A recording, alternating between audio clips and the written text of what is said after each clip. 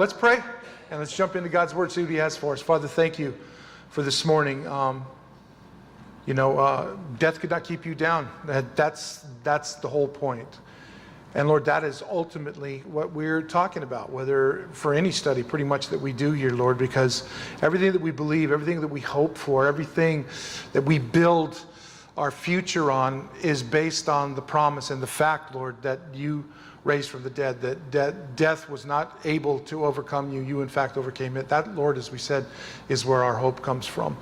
But Lord, even more than that, our longing is for that day when you return to this earth, as you promised that you would, to set things right. And that's why we're looking at a study like the book of Revelation, because we need to be alert to what's happening around us. You yourself taught the religious of your day that they were to be alert to what was happening, and to not be alert from, based on the word that they had.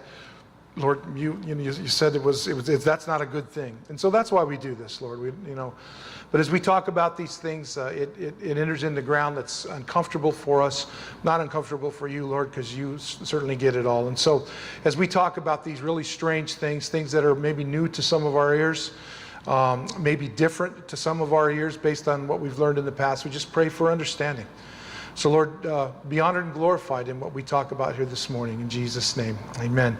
All right, we're going to go ahead and continue on. Now, as Travis was sharing, and I've been talking with you guys a lot, that this connection that we keep mentioning between the entirety of the Bible. So this Wednesday night Exodus study is directly related to Revelation. Actually, Revelation is directly related to Exodus, since it happened, several thousand years ago. So that's what we're kind of doing on our Wednesday nights. And if we want to understand what's happening here in Revelation, in particular, this view that John is seeing from a tabernacle perspective in heaven with the presence of the Lord there, it's important for us to understand really what's happening. Why was that significant? So we began a journey on our Wednesday night, which is going to be sort of a support, I guess, or maybe supplemental to what we're doing here on Sunday mornings, because it's going to, in that setting, you're able to go into a little more depth and a little more explanation for some of these things that are a bit strange. Now, as I said to the group on Wednesday night and to you guys last Sunday morning, I will say it again. We're exploring new territory here. For the most part, most guys, myself included until recently, have really just not talked about the reality of what's happening here.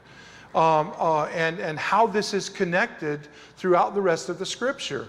And so there's a different perspective. It's just sort of broadening or maybe opening up the way that we understood it from the past to see it from a different perspective. But in my mind and in my heart, it has brought a lot of clarification.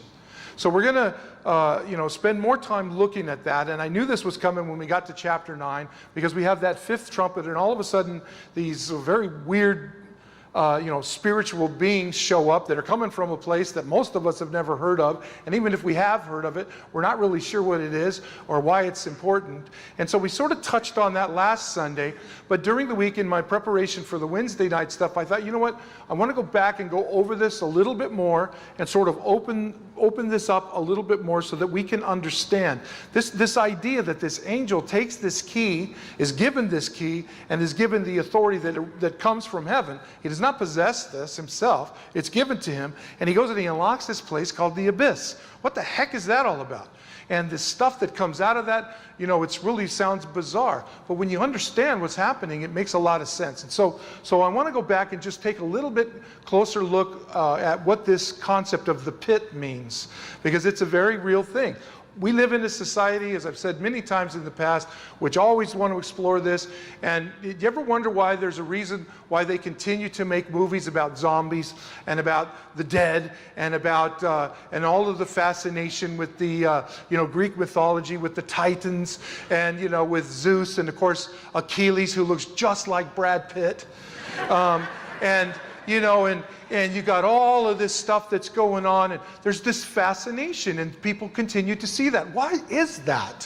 What is it that's in us that desires that stuff? I love this kind of stuff, to be honest with you. I really like science fiction, I always have, because you don't have to think, right? When you watch this stuff, you don't have to really noodle a lot. You just kind of enjoy what's going on, and so I really like it. I enjoy those things. But there's a reason that there's this fascination. What we fail to understand is that there's been a fascination with this all back through recorded history, long before they had movies, long before there was a Hollywood or celebrities playing the parts of these gods. There were these myths, there were these legends. Where does this stuff come from?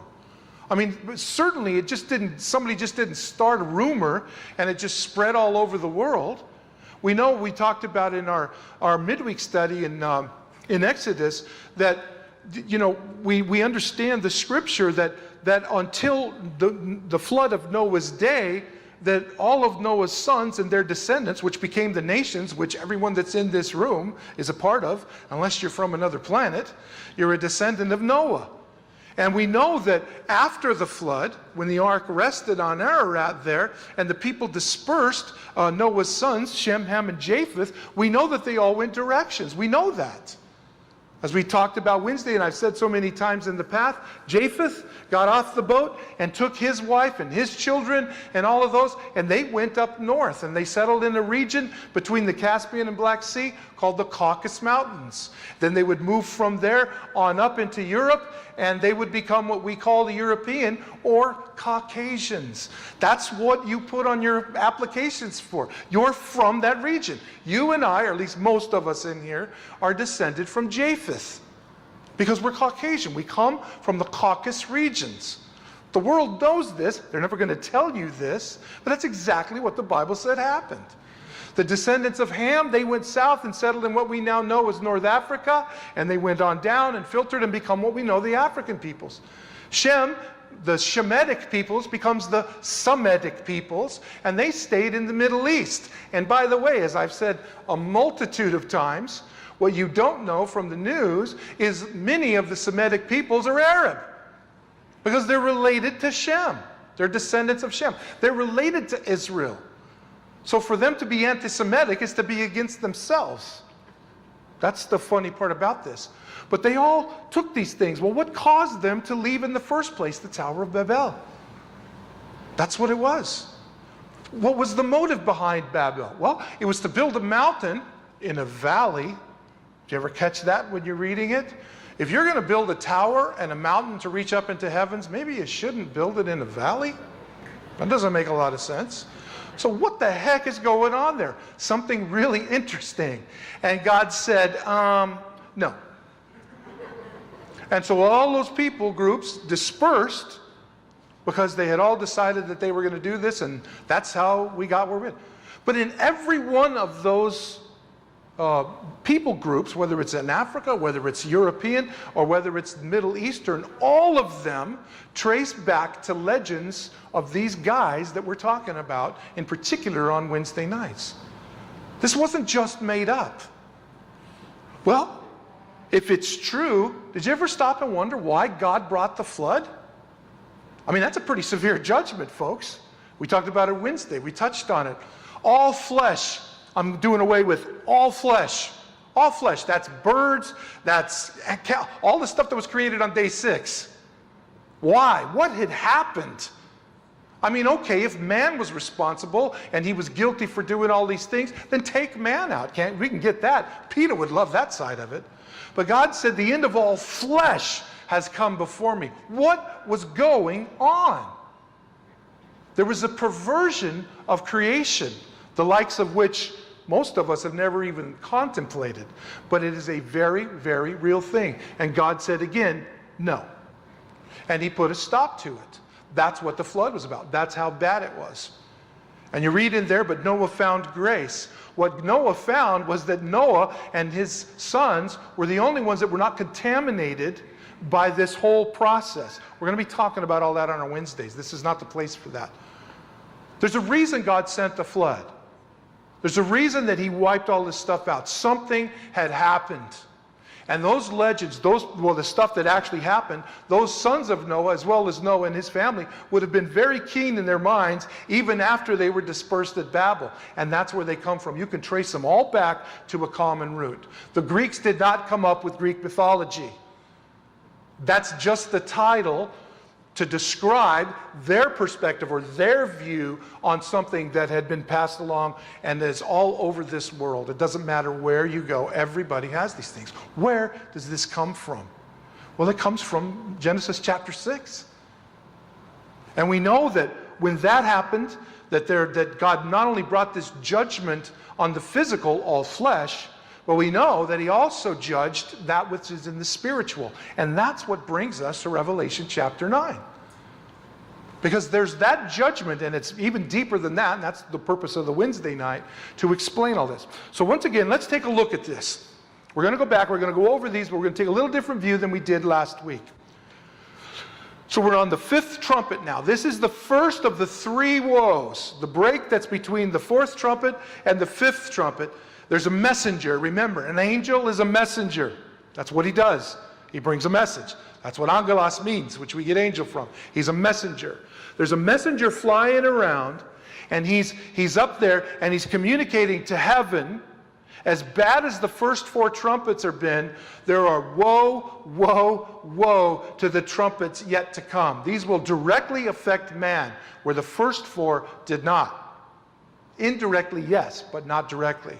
So there are three trumpets left, and each of those is called a woe, because what's going to happen there is incredibly severe. So the fifth trumpet is the first of those three woes. The fifth, the sixth, and the seventh will be the three woes. We're on the first right now. So then the fifth angel sounded, and I saw a star fall from heaven, from heaven to the earth. And to him was given the key to the bottomless pit. Now there's the Greek words. I just put them in there so you can see it. Don't worry about that. But that's obuthos is how they would say it. We get abyss from it. It means, it's translated oftentimes as the netherworld, as a place where time does not exist. It's bottomless. There's no, it is what it is. And then there's friar, is how you say that last word, and that is pit. And there is a difference between the two. One of them is unending, and the other is likened to a pit. So it's a pit without an end, it's a bottomless pit. That's why they translated it that way. So we've looked at this. Now we introduced this star last week, and we said there's a couple of things. This isn't just a star. Oh look, a shooting star. Maybe it has the key. No, that's not what's it. This clearly is describing a supernatural being. Why? A, he's in heaven. B, he receives a key from somebody in heaven, which we know to be the Lamb on the throne. So this is a physical being. Now, oftentimes, messengers or angels are described as stars. Why?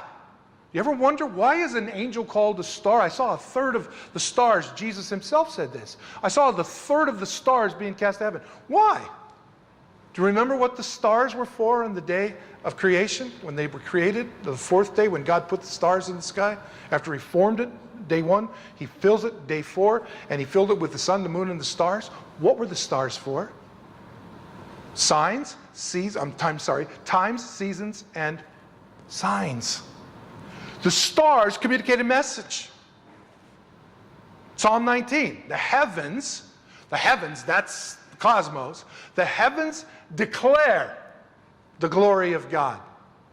And the firmament, everything that's out there, the heavens declare the glory of God. And the firmament, oh, I'm drawing a blank, huh? Yes, the firmament revealed his handiwork. Thank you. I totally drew a blank. And every day they speak. So, how long has the heavens been speaking of their Creator? Since they were placed in place. Now, folks, that was before you and I. That was before the tree in the garden. It was before Eden itself. The heavens declare the glory of God, and the firmament shows his handiwork. Every day they pour out their speech. They've been speaking since day 4 of creation, 2 days before man even existed. The message of who God is, what God has done, has been evident to all throughout time. That's why Paul could say in Romans chapter 1, nobody will stand before God and say, I didn't know. You cannot look at that and not see a creator, period. Not spaceships, not all the other stuff that we're told. You can see that's out there to show you and I, man, how great our God is. That's why it exists. Period. End of story. That's why it's there. So the stars are messengers. And we know that prior to Babel, by the way again, and the kingdom of Babylon, that an understanding of the stars was an understanding of God's plan of redemption. The gospel in the stars. Of course, now Lucifer gets a hold of this, creates a religion that comes out of a place called Babylon, and twists and perverts it, and it becomes the horoscope. It's just a twist. It's a perversion of what the stars are saying. Now, if you were Lucifer, would you want the stars telling the future? Of course not. So he's tried to thwart it. Don't be fooled by this. Now, there are a lot of pastors who will not touch this stuff. I'm not really worried about it. I'm really not interested in what people think about it. It is what it is, so get over it.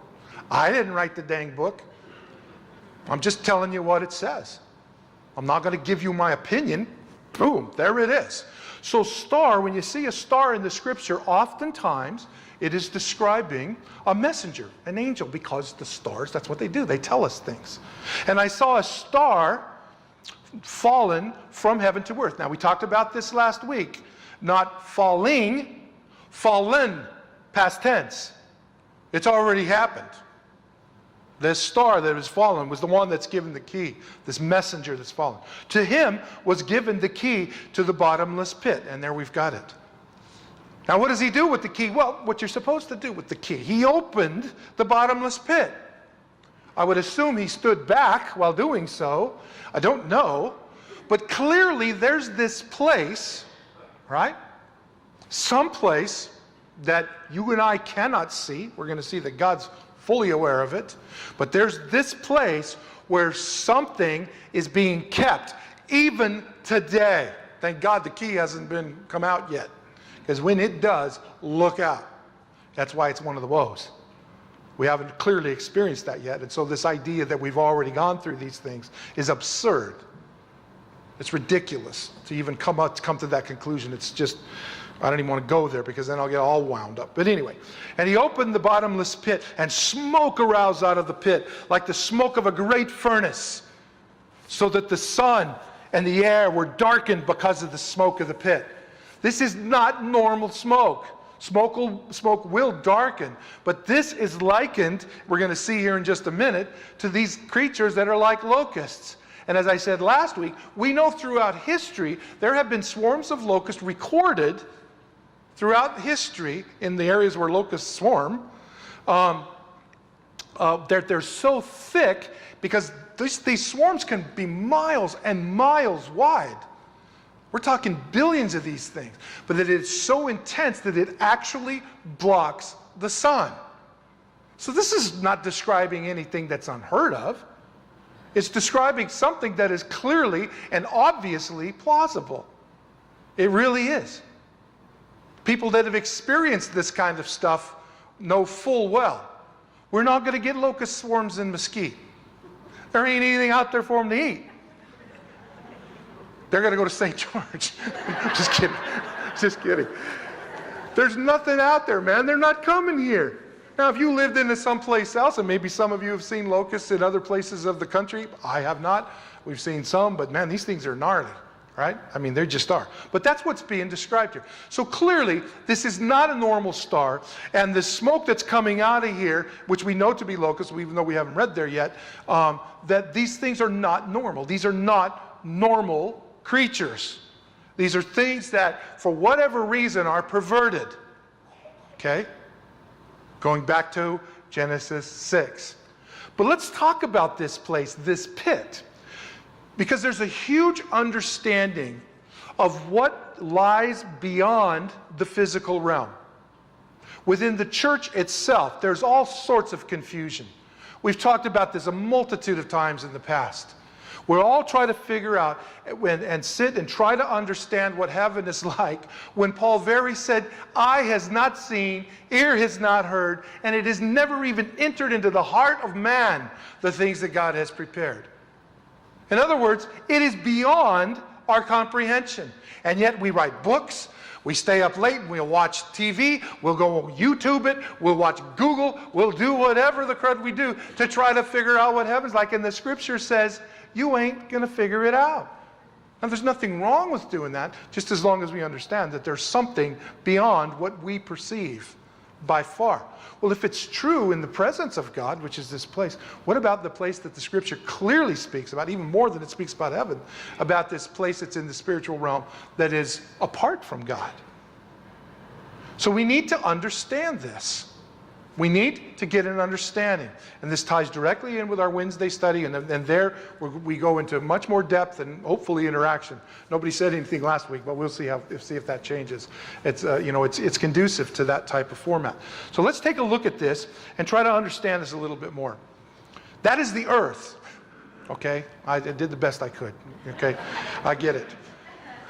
There's this place that is clearly taught throughout the Scriptures. Okay, this is nothing that's new, all right?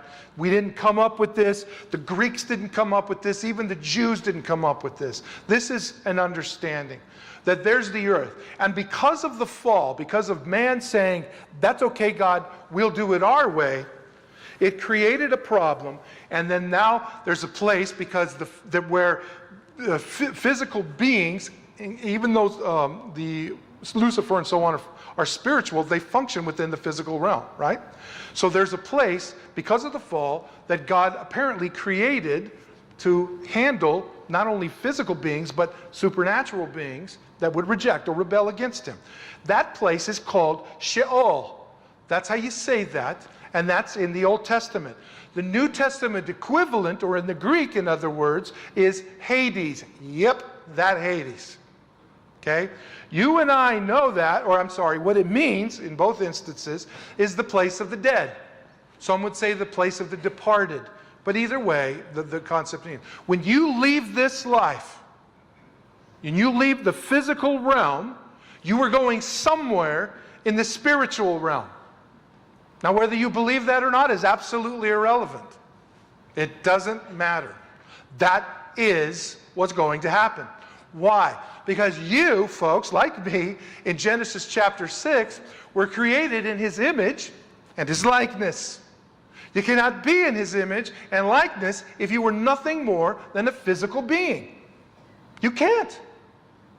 Because then, I mean, is God physical? He was physical. He came in the person of Jesus. But is he physical? No. So for us to be in the image and likeness of God, there has to be a physical part of us created or formed to be able to function within creation. That's the physical realm. But there also has to be a side of us that is not physical. That's where the soul and the spirit come in. The class that Trav's getting ready to do is going to be talking about all of this stuff, understanding this. If you're created in the image and likeness of God, then you are a triune being. Why? Because God is triune. He's the Father, He's the Son, He's the Holy Spirit. He's not three beings. He's three in one. And I know there are religions out there that argue to the teeth with us. That's okay, they're wrong. How do we know? Because you're in the image and likeness of God. Is this really you? Well, wait a second. If the physical is all there is, thank God it isn't, right? Because the physical's going downhill fast. Phew, dude, right? This used to be my chest. And it slipped. What happened? The hair that was on the side of my head is starting to grow in my ears and my nose. What is happening? But on the inside, even though the inside feels the pain and struggles with it, I'm still as new. And we all know this, especially us guys, right? We just watched the Super Bowl last week. How many of you guys watched that? And the guy that missed the catch or didn't make the tackle or something, and you said, oh, if I'd have been on the field, I'd have made that tackle. I'd have made that catch. Because in your mind, you could play in the NFL. No, you can't. Or you wouldn't be here. No. So there's this part of us that knows, my mind says, I can get up in the morning and stand on my feet and they're not going to go. And my mind, I get up out of bed and I just jump up and I race into the bathroom and brush my teeth and comb all my locks of blonde hair that I used to have when I was a bass playing metal monster. Right? Oh, look at that hair. But now I get out of bed and it's like, oh, even, I don't know if you guys saw, because we were praying this morning, when I got out of my chair to come up here to play after prayer, after the offering, I got up in my back and I was like, oh, I'm walking up here and I'm thinking, please let them all be in prayer. Please let them. And I'm just like, oh, I'm trying to get all the kinks out. Tom comes over and he goes, are you okay, man? We're completely different. There's a physical side to us. There's a spiritual side to us, folks. It is what it is. The real me is what's communicating to you. It's just doing it by means of this, the flesh. But then there's another part of us, that spirit within us that allows us to grasp truth as God reveals it.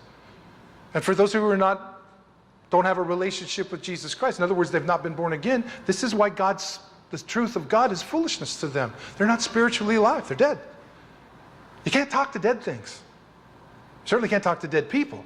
So they're dead spiritually. So this idea that there's a spiritual realm for the real us, and to not believe that this is all there is frankly, it's absurd. It just is. I mean, no matter what you think, atheist, agnostic, whatever the case may be, there's another side of you. When you lay your head on that pillow at night, the rest of you sometimes goes places that your body doesn't. Doesn't that tell you something? I mean, dreams themselves, how could that be part of an evolutionary plan? How could I mean, come on. The absurdity of this is just like ridiculous. And good, they know it and they won't tell us. That's what aggravates me. But anyway, so there's this place, because we fell, and it's a problem obviously on the inside. Now this will fight us every step of the way. But on the inside, we're being renewed, the scripture talks about, right? But there is this place that we go to when we leave this earth. The body stays in the ground and it's awaiting to be changed into what it was supposed to be later on. But in the meantime, the soul and the spirit move on. How do we know? Because that's what, whoops, I'm sorry. I thought I already pushed these, maybe not. Okay, there we go. Well, this is what Jesus told us, right? Where did Jesus go after he was resurrected? We know there were 3 days. Where did he go? Where did he go? Did he hang out in the tomb? And just go, oh, I'm a little claustrophobic. I can't handle this room, man. Can't handle this room. I wish somebody pump some air in here. How come there's no TV in here? I don't get internet. Come on. He didn't stay in the tomb, folks. His body did. But he went someplace during that period of time. He went into Sheol, the place of the departed. At that point, Sheol had not just 2 compartments, which I always talk about, but he had multiple. Sheol, the place of the dead. Everybody that died went there. Abraham went there, right? So he was a good guy, had faith and belief and all of the stuff. And yet there he was in Sheol. So Sheol hasn't always been all bad, obviously. Okay? But then there are others that are there too. Because King Ahab and Jezebel, they also died. Well, where's the place of the departed dead? It's Sheol. So they're all there. But according to Jesus, notice where it is. It's in the heart of the earth. As he's very clear. You can't change this. It's not some other place. It's in the heart of the earth. And it's funny, what was that movie there where they went under the earth? Journey to the Center of the Earth. They must have missed this. Because there it is. It's there. Jesus very clearly said this. Now notice what he likens it to. For as Jonah was 3 days and 3 nights in the belly of the great fish, so will the Son of Man be 3 days and 3 nights in the heart of the earth. And he was there 3 days and 3 nights. That's why we know he was not crucified on Friday. We know that. We've gone over that. At pretty much every Easter we go over that. He was crucified on Thursday, folks. So much for Good Friday. But we just know, not just because of the days, but because of the feasts of God, the Moedim. So this place, this Sheol, New Testament Hades, is in the belly of the earth, which makes sense. Because everything that has rebelled against God has done so where? Within the realm of the earth, within the realm of the physical. So that's where it is. That's why the angels, those that have fallen, which we're going to be talking about, were cast out of heaven. All except for Lucifer, strangely enough. It's the only one. We're going to be talking about that as well. But that's where this place is, okay? Now let's take a look at this and understand this. Now, again, I'm going to continue to say this. And I know some folks are saying, why are we doing all the Hebrew stuff? Because you got to understand it. The reason that the church doesn't understand these things is because we haven't looked at what the Jews thought about it. We've just blown them off. And we were wrong to do so. They were the people of God. They still are the people of God, so get over it. Now, I have a unique relationship with God that even the Jew doesn't have. I'm his son. That's better than what they have. But that's true. So if there's a God who's communicating to his people, the Jews, and the angels are speaking Jewish to them, then maybe we ought to understand what it was they were saying when they said it. We have to understand things within the context. That's why we do this. It's not because we're going to turn Jew. You're not. We're not. But if we want to truly understand, then we need to understand from their perspective. That's why we're looking at Revelation from this perspective. If you've got a Jewish Jesus telling a Jewish John to write things to a Jewish church, which at that time only a few non-Jewish people were a part of, then maybe we ought to learn Jewish or start thinking about it at least. I'm not saying we need to start speaking it. We need to understand that. It's the same thing for you and I. If you don't think this is significant, just think about things within our time zone. Gee, I didn't think I was that bad. I'm just kidding. No, think about this. Now, we live in our day. We know. But go back a few years to when I was a kid, and we've got the Flintstones. And we've got a song that has a line in it that says, "We'll have a gay old time." That was awesome. Why, thank you.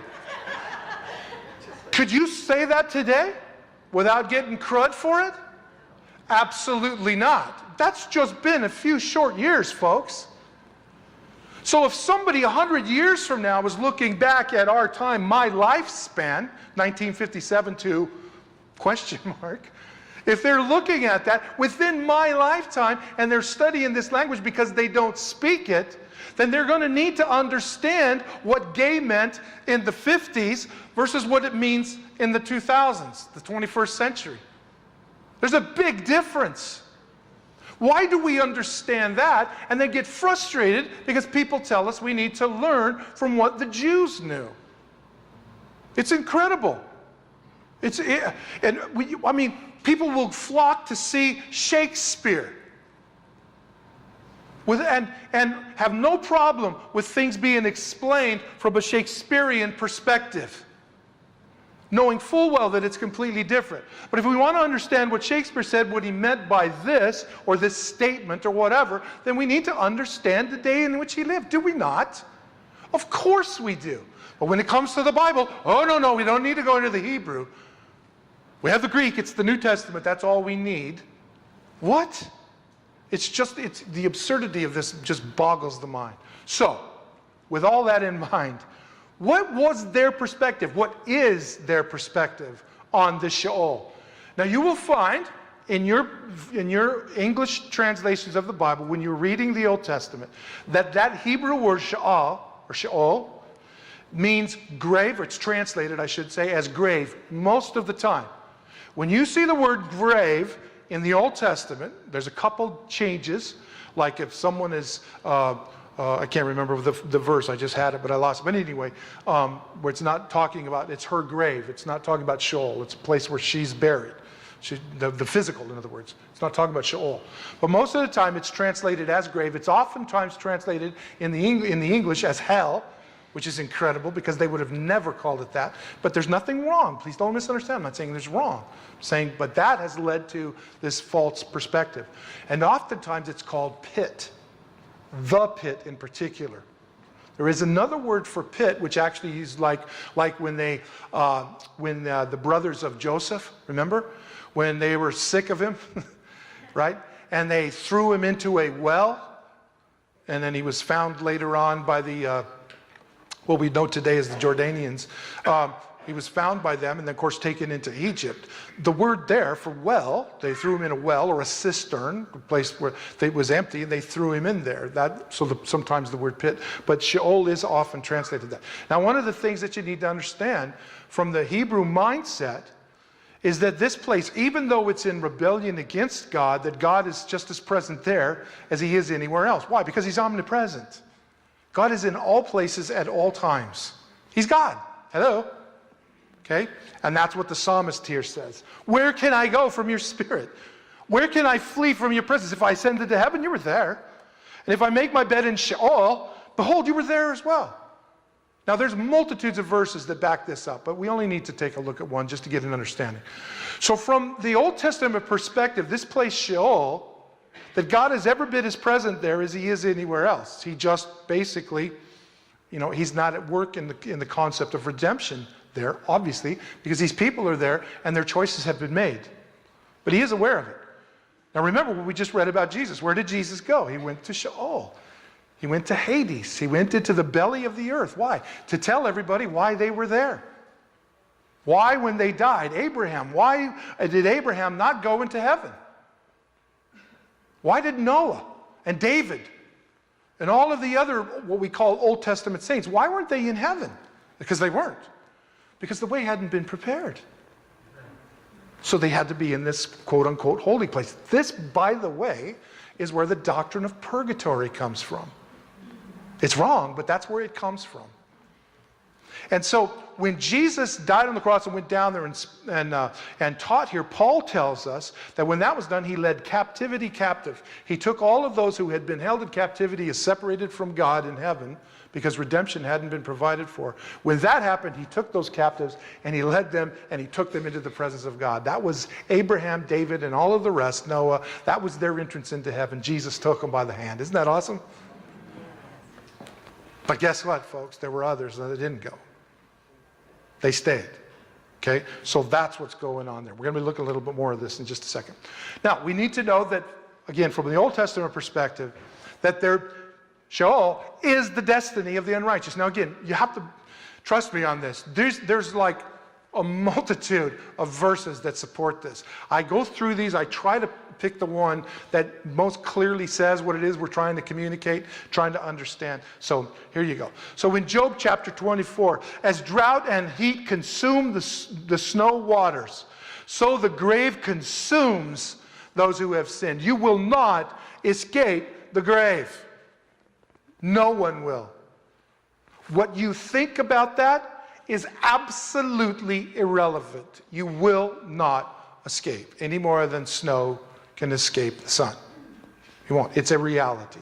In fact, oftentimes when I do memorial services, I talk about this concept that the one reality, besides taxes, the one reality in life is death. Is there anything more certain than death? Name it. Name it. Huh? Yeah, absolutely. No, there isn't. The moment of conception, way back, whenever, for each of us, the moment of conception begins the process of death. It's the only sure thing in life, is death. That's it. So it will consume them. But it's not for them, remember we're talking Sheol, so that it's also the destiny of the righteous. In Genesis 37. And this is the report. Remember Joseph, we talked about being thrown in the pit or in the well. That's actually the Boer is the Hebrew there. But here it's been told that the brothers of course are lying. The other 11 saying, oh, an animal killed him and stuff, and here's his coat to show this and blah, blah, blah. So Jacob is now weeping for the loss of his son, and that's what he's talking about here. That's where this picks up. And all his sons and all his daughters arose to comfort him. But he refused to be comforted, and he said, I shall go down to the grave, Sheol, to my son in mourning. Thus his father wept for him. Jacob knew that his destiny was the same as his son. His son just beat him there. Right? So we know it's the destiny of all people, unrighteous or otherwise. Now, there's also, and this is probably new ground for many of us, that from the Old Testament, and of course from the rabbis, from the Jews throughout for thousands of years, there are differing levels of Sheol. Okay? We always think that there's just one place, but there isn't. Now, there was a multitude of verses that I could have put in here which talked about that the torment that comes from this place is at different levels. How do we know? Do you remember when Jesus was on this earth in the Gospels, in Luke's Gospel? And he was telling them, and he was sharing with them that he's the good news, that he is in fact the gospel, he is the Messiah. And they rejected him. Do you remember what his words were? It will be more tolerable. Keep that in mind. It will be more tolerable for Sodom and Gomorrah than it will be for you. Because Sodom and Gomorrah didn't have me teaching. You do. You have no excuse. So clearly, Sodom and Gomorrah, things bad happened there. Bad things happened there, I should say. And Jesus said it's going to be more tolerable. So clearly, there is this difference. Okay, it is just what it is. But there's different levels as well. For great is your mercy toward me, the psalmist wrote. And you have delivered my soul from, notice now, the depths of Sheol. So if this thing is bottomless and stuff, there are different levels here. And the psalmist here is saying that, yeah, I have been delivered even from one of the furthest points. There's another, which I believe is what's being talked about in Revelation 9. We haven't got there yet. So there's this level. And then there's another one. Just notice this. For a fire is kindled by my anger. This is the Lord speaking to Jeshurun, who has rejected the God of Israel. He has rejected him. In fact, he has embraced the gods of the nations around him, and he has started to worship them. It's one of the Jews. Notice, folks, Deuteronomy. This is at Sinai, our Wednesday night group. That's when all of this happened. And God said, therefore, this is what's going to happen. I will not tolerate this amongst my people. A fire is kindled by anger and shall burn, notice, to the lowest Sheol. So to worship the false gods, to embrace them and pervert your life in the worship of that which is not real God, to the point that God himself said they've even sacrificed their children to these gods. Now, if you were God, what would you do? You'd send them to the lowest hell, to the lowest Sheol. This person that has done this has perverted this so dramatically that they are cast away into a place that is beyond comprehension, even as bad as the others are. Now that's exactly, folks, what happened in Genesis chapter 6, which led to Exodus and at Sinai, which led to the rest of the Old Testament, to God finally saying another mountain, that mountain. You ever wonder why? We talked about this Wednesday night. Do you ever wonder why all the mountains? Why God does this stuff on mountains? What's up with that? Right? I mean, we know there was a mountain involved. We've talked about that, where these supernatural beings began this entire process. So doesn't it, that makes a lot of sense now, that why God has led them to Mount Sinai, which is in the same, close to the same region. There's another mountain where the true God, not the false ones, will descend from heaven and make a pact and will dwell amongst his people. It's called Sinai, but it's not where he was going to ultimately rest. He said, no, my mountain is Zion. It's not Utah. It's in Jerusalem. Zion. That's my mountain. That's where I'm putting my name. Why all the mountains? Genesis chapter 6. That's why. We're going to get into that. This is not the place. So my fire is kindled and shall burn to the lowest hell. It shall consume the earth with their increase. Why? Because he knows that what Jeshurun has done is exactly what the rest of the world has done. Was he right? Yes, he's right. We live in a society that would much rather embrace this kind of nonsense because it allows you to do whatever the crud you want without fear. So we live in a society that would rather embrace that than embrace the truth of what God has revealed to us in the process of redemption. And people will spit on it and push it off. You Christians, oh, the Bible is this, the Bible is that. Please, please. What do they call the Bible? Myth and legends. Where have we heard that term before? Before there was a Bible? The myths and the legends, Genesis 6, we could go on, you get the idea. I'm going to set fire to the foundations of the mountains. We know that Hades in the New Testament is the equivalent of Sheol in the Old Testament. Here, we're going to see here Peter, on his first message, I might add, in Acts chapter 2, is going to quote this verse. Almost exactly, except for the one word. This is Psalm chapter 16. This is the psalmist crying out that he knows that the grave is not the end, because there's a God who's beyond the grave. For you will not leave my soul in Sheol. Do you ever notice, see how the translators, this is what drives me crazy about the translators.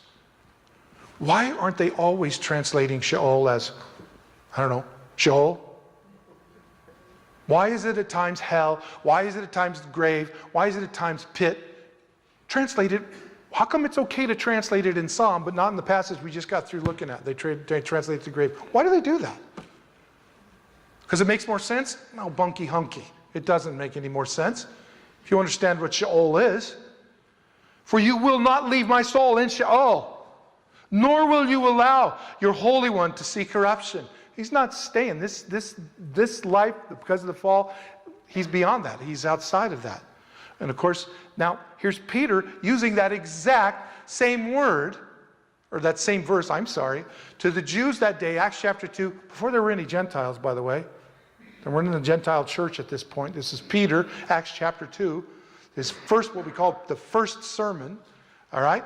And what is he doing? He's telling the Jews that they really should understand who Jesus was, and that his resurrection was proof of who he was. And then he gets to this verse. Now notice, it's exactly the same. For you will not leave my soul in, but here's the change, Hades. Why? His audience is different. They're New Testament now. The Greek language has come in. And then, of course, the translations later. For you will not leave my soul in Hades, and nor will you allow your Holy One to see corruption.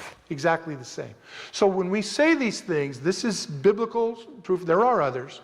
That what we're talking about here is the same. So let's take a little closer look at this and get someone. Prior to Jesus, okay? When you died, and just in case you're confused, people died before Jesus, okay? But if you died, but you were a person that believed in who he would be and what he would do, so your faith was in a future Messiah, in the future Redeemer to rescue you, to solve the problem of sin. If that was you and you died, you went to Sheol. Because you couldn't get to heaven yet. The way wasn't prepared. I am the way, Jesus said. No man goes there but by me. Well, until he went there, there was no way.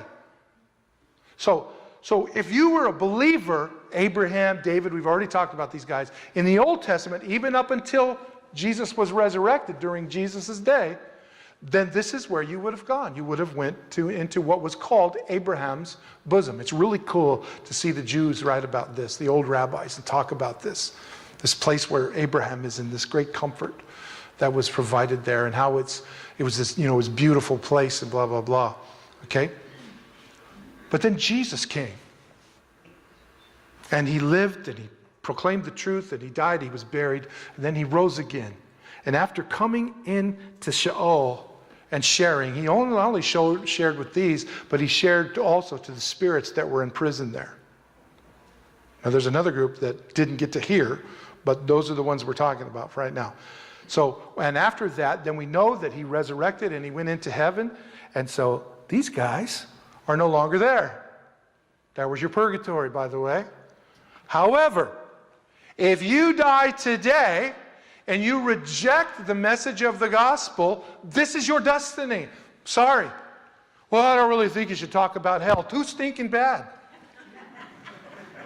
If you don't take a hold of this and understand this is where you're going to end up. I'm telling you. I'm warning you. Don't really care if you like it or not. I'm telling you. I would warn anybody. Dude, don't go that way. Why wouldn't I warn you about your soul? Why? This is the destiny of the wicked. Those who have rejected the truth. Those that will play games with the truth. As if it didn't really matter. And will embrace it on Sunday mornings and Wednesday night and in prayer groups, and then live the rest of the time as if it wasn't a reality at all. That's just the way it is. That's the destiny. That's where you're going to go. Okay? But there was another side. And it was not paradise, it was punishment. How do we know? Jesus taught us. He gave us what is not a parable. Don't listen to these yo-yos and these wingnuts that tell you it was. It is not a parable, a parabolas, a story thrown alongside. That's what a parable is. Parables don't have names. People are not named in them. They're symbolic. Jesus talked about two fellas. One was a very, very rich man whose name was Lazarus, not the Lazarus that he knew in Bethany that died and he rose from the dead. That's not the same, the rich man. And then there was a Lazarus. It was another name of Lazarus. One of them was a beggar and was hoping to, in this life, be provided some of the things that he needed by the rich man, and the rich man refused. He was a Jew. He went to synagogue. He knew all the prayers. He observed the Passover, observed first fruits, and observed tabernacles. Observed the 10 days of awe between Yom Kippur and tabernacles. Anyway, you get the idea. He did all of the right stuff. Well, where is he at? And Jesus said both died. And in Hades, he lifted up his eyes. Lazarus was carried by the angels, by the messengers of God, into Abraham's bosom. He was taken to paradise, but the rich man was not. And apparently, prior to paradise being removed from Sheol, they could communicate with one another. And so the rich man says, I'm tormented every day in these flames. Send Lazarus. Let him bring just a tip of water to put on my tongue. And Abraham says, no, it ain't going to happen, man. You had your life to make the decision. But now this chasm separates us. You can't come here, we can't go there. And then he says this amazing statement. If you're familiar with this, not parable, with this true story, he said, well, then send somebody to my brothers and tell them, warn them not to come here. And Jesus says he already has that. Remember Moses? Do you remember the prophets? In other words, the Old Testament? If they didn't listen to them, like you didn't, then this is their destiny. There it is. So, this place of punishment. In Hebrew, in the Hebrew New Testament, that is Gadol Ma'ad. That's how you would say that. It's the place where the wicked go. Those, by the way, whose names are not inscribed in the book of life. And if you don't think there's books being written about who you are and what you do, then you better guess again. You're going to see them repeatedly in our study in the book of Revelation. There are books. And for every believer that has embraced the Lord Jesus Christ and by faith has brought him into your life, the scripture is very clear that you are written in the Lamb's book of life. My name is in the Lamb's book of life. Do you know how cool that is? Do you know that someday when I get there, I'm going to go, Lord, you got to show me. I got to. I want to see this. My name in the Lamb's book of life. He's going to go, look, right there it is.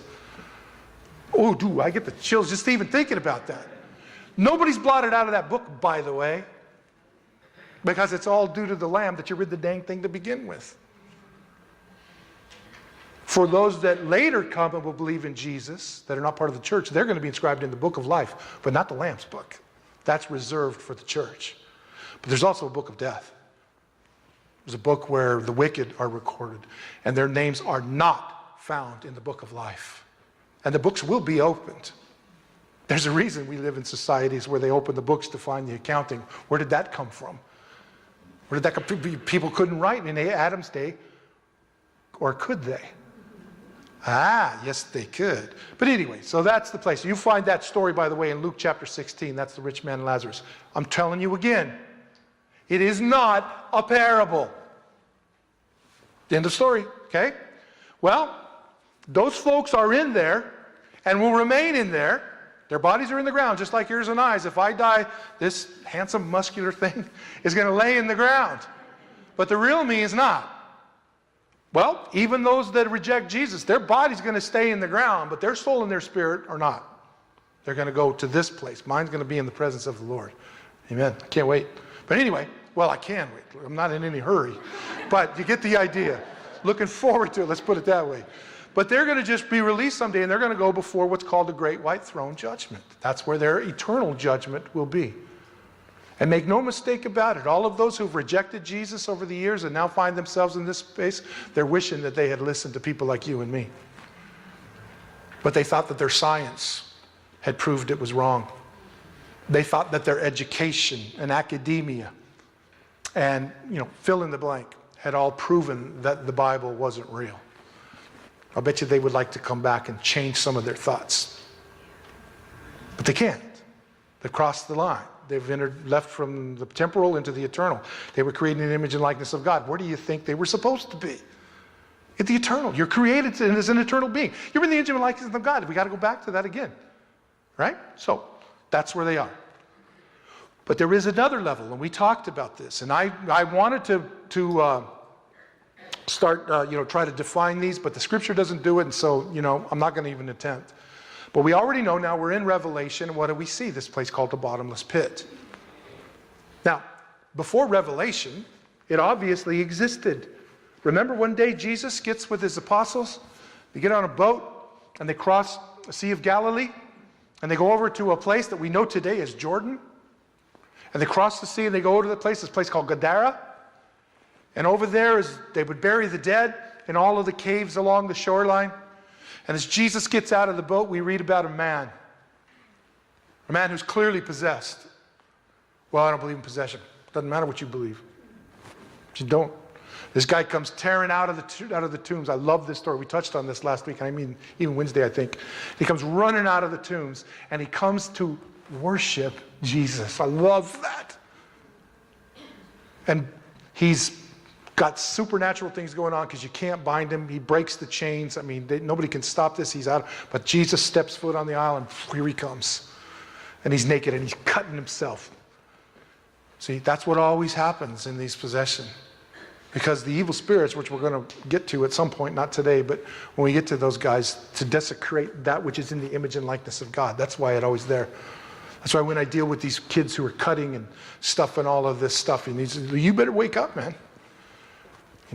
God created you in his image and likeness, and he's not going to tolerate you just desecrating it.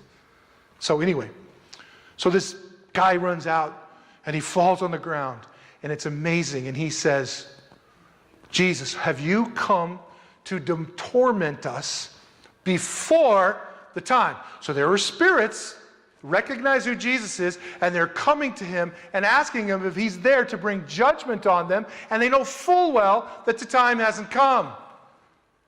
And then Luke records for us that they pleaded with him.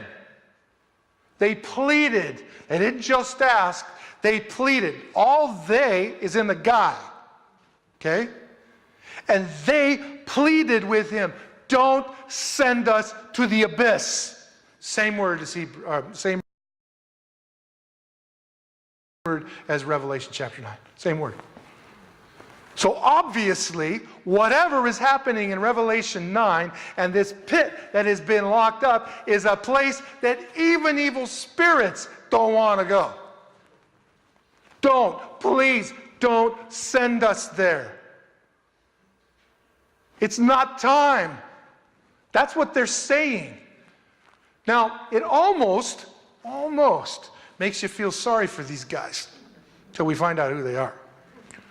But there's a punishment that even they absolutely fear. They don't want to go there. Don't send us to the abusas, to the abyss, to the bottomless pit. Exact same word, exact same, but don't send us there. They are terrified of this place. Okay? That's the destiny. Notice that this place is the destiny of man, right? The punishment, the opposite. But there's also that place, the destiny of the wicked angels, this bottomless pit. Until the fifth trumpet, there are beings in there locked up. They have done something that is almost beyond comprehension. It's not quite, because there's another group yet to come. But these guys are bad dudes.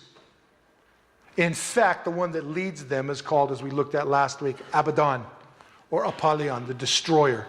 So it lends me, at least, to think that those that are locked up in the abyss were angels that were destroying God's creation, not perverting it. That's another group.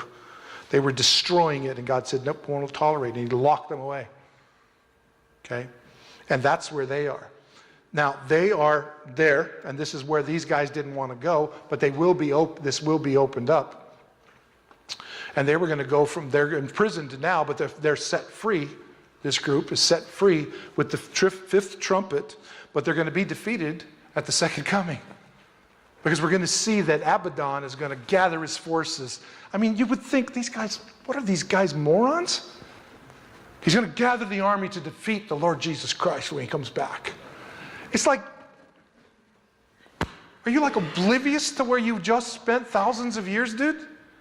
And you could do nothing about it, and now, what, you're gonna raise an army? Ooh. And you're gonna come against the God of all creation? Ooh, you're pretty frightening. I could just see the Lord sitting on his throne just going, oy, oy, oy. Or do the Hebrew thing, oy vey, oy vey. Right? But whatever, he's gonna come back and think that he can come. I mean, I don't know. I mean, I'm gonna be tempted, I don't know about you, to just go, you can't be serious, dude. Seriously, man? I mean, I don't know. But anyways, but there's another group. There's another group. And they're found only, and I mean only, in 2 Peter chapter 2 and Jude verse 6. Jude's only one chapter. There's no chapter. There's a group of supernatural beings that are in a place that has no equivalent. But it's in Sheol. But it's locked away. Peter calls it Tartarus. Jude says locked away in everlasting chains. And they're reserved until the judgment. They have been in there since an occurrence and will remain in there, never set free like those in the abyss, until the judge, and they're not even judged. They're taken from Tartarus and thrown directly into the lake of fire. They don't even stand. Their penalty has already begun. Who are these guys? Genesis chapter 6. The sons of God, whose offspring you and I know as the Nephilim. They abandoned what God had done. They came and they genetically manipulated the world to stop the Redeemer promised to Eve, the coming seed. And they perverted mankind. And it is they that introduced worship of the stars. It is they that introduced bestiality and necromancy and all of the other stuff that goes along with that. The scripture, folks, doesn't tell us that. Where do we learn that from? From books like Enoch and Jasher and Jubilees. You know, the Apocrypha, the pseudepigraphy. And yet the writers of the Bible, of the New Testament, are quoting these books that nobody wants to talk about. Well, how exactly do you find what Job is describing there, unless you go back to Genesis 6? And if you really want to understand what's Genesis 6, there's not a lot of information there. Where did all this information come from? It came from elsewhere, and they all believed this. But these guys, we're going to get to this, and if you're on the Wednesday group, we're going to really get into this. These guys were called Watchers. There were 200 of them. And Lucifer was not a part of this, obviously. And they determined that they were going to come down, and they were going to manipulate the gene pool of humanity. The result of that manipulation is what was called the Nephilim, giants. Now, remember we said, well, you weren't here if you weren't on the Wednesday night. Don't think giant is big, although that's true. The word giant is gigantes, means titan. If you're not sure what a titan is a demigod. He's a half god, half man. Remember Brad Pitt? Okay, Achilles, half man, half god. Hercules, half man, half god. Okay? These legends come from somewhere, folks. But God said, that's it. And in Enoch's time, he gathers them up and he throws them into this place called, what Peter calls Tartarus. That's the Greek's description. In Hebrew, Kitzbe Acharim. That's where they are. They have never and will never again. They are in absolute darkness. These guys are so locked away. They are not these guys. They will go directly from that, when it's time, to eternal judgment. They're in eternal punishment right now. They will go to eternal judgment in the lake of fire. Now, here's an interesting point. And I'm going to have to finish with this. Here's an interesting point. Who else, if you're familiar with Revelation, who else is taken alive and tossed from this life into the lake of fire? Well, no. The beast, the Antichrist, and the false prophet. What does that tell us? That maybe this Antichrist guy is a little bit more than what we think he might be. We're talking about this on the Nuki in our Wednesday night group. Check it out. Google it. You're going to start seeing it on the History Channel. These guys are coming back. And there's a belief out there that they're coming back. And they are descendants of none other than the Nephilim. And they're going to make an appearance on the earth again. Do you think? Yeah. The same judgment for those angels, Shamarja and Azazel, and the other 198 that are going to go directly into the lake of fire, that's exactly where the beast and the false prophet are going. Lucifer will not. He will be kept for 1,000 years in the abyss, a place that he didn't want to go for 1,000 years, but he will be turned loose again. I mean, this gets wild, but it starts to make a little more sense in the book of Revelation, doesn't it? All of a sudden, all this loopy stuff makes all the sense in the world. And I'm looking at this, studying this stuff, and I'm thinking, how did I not see this? I have said for 30 years, I was one of the few. I'm not taking any, please don't misunderstand. I'm saying, ooh, brilliant Rick, give me a t-shirt thing. No. But I was taught inductive Bible study, man. I was taught to observe the passage, interpret the passage, apply the passage, right? Observe, orientation, observation, blah, blah, blah. And I kept hearing that the key of interpretation, the one rule, is context, context, context. And the second, well, actually, that's the second. The first one is that the Bible will always, always interpret itself. And then I read Jude. And I read Jude talking about these angels that left something that are clearly not Lucifer. He's not in this category. Otherwise, he wouldn't be around. Peter said the same thing. And the only place I could find it that the scripture talked about was Genesis chapter 6.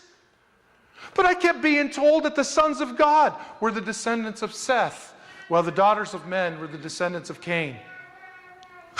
What? Wow, if that's true, then them sons of Seth, they weren't that good either because they all died in the flood. So that can't be right. Well, it can't be angels because Jesus said angels, in the resurrection, they're neither heaven, like the angels in heaven. What part are we missing that? In heaven. So we're so sure that angels are asexual based on what? Based on what? On that? Really? So I kept reading these verses and the very stuff these guys trained me to do, I was doing and going back and say the only place this comes is in Genesis. And the only place Peter's talking about here, which the scripture never describes, nor does any other scripture, that these guys are in there, well, that comes from a book that even isn't considered the Bible. It's called the book of Enoch. What the heck is going on here? But I was told you can't teach that the sons of God are angels. Because angels don't do that kind of thing. And for years, you know what I taught? Angels can't do that kind of thing. All the while just going, then what was Peter talking about? What was Jude talking about? And why are there myths throughout history that the supernatural mixes with the natural? Why? What is going on? And I finally said, you know what? I'm not interested in anybody else's opinion. I'm going to see what God has to say. And that's what I did. And guess what? It's all starting to make sense. I never had that turmoil inside. So the reality of this, and this is what it means for you today. Folks, the spiritual world is as real as you sitting right here in this church this day. And you better wake the crud up. Because it ain't a game. And it ain't like the movies, where bad things show up. You just take out your double-gauge shotgun and your rifles and you just shoot them in the head and you whack them off. But you got to burn them, otherwise they come back. Or dealing with the supernatural, and so you're gonna walk around with garlic hanging on you and stuff. Some of us eat garlic, we don't have to worry about that. It's only recognizable when people show up anyways. The spiritual world is real. It is absolutely real. And what you think about it doesn't matter. You just don't. And when you leave this life, you're going to end up in one of these two places. I know where I'm going. Not because of anything I've done, but because of what he did. That's it. You can have that too. It's that simple. I will embrace this, I will believe this, and I will live my life as if they're true. If you don't want to, that's your choice. But make sure that you understand it's a choice. God will not make you nor keep you from embracing the plan of redemption. You have a pardon for your guilt. Why in God's name would you not embrace it? It's available to any that would ask. Ask. You don't need a special prayer. You don't need a special message or a special sermon. It's that simple. We've turned it into this thing that it never should have been. Nothing wrong with that now, but I'm just saying. So that's what I want you to leave with here. So have a nice day. You got a choice to make, man, and it's your choice. It's your choice. Where you spend eternity is up to you. You can choose like an idiot, or you can choose wisely. Make the choice. Let's stand and close in a word of prayer and go and enjoy yourself at lunch. Well, Father, thank you for this morning, Lord. And this stuff's hard to talk about. It's not easy to talk about it. But that's because we always want to live our lives as if it wasn't a reality. Oh, the spiritual realm, well, yeah, we know about it. But I'm really more interested in the physical realm. I just love life here on earth so much that I'll just, I believe this, but I'll just shove it off until it's the end, until I'm, whatever. It's just sad. It's as if to embrace these things, Lord, we have to live a life that's just no longer fun. Lord, I've embraced you and I have a lot of fun. And I just pray that everybody else would understand that.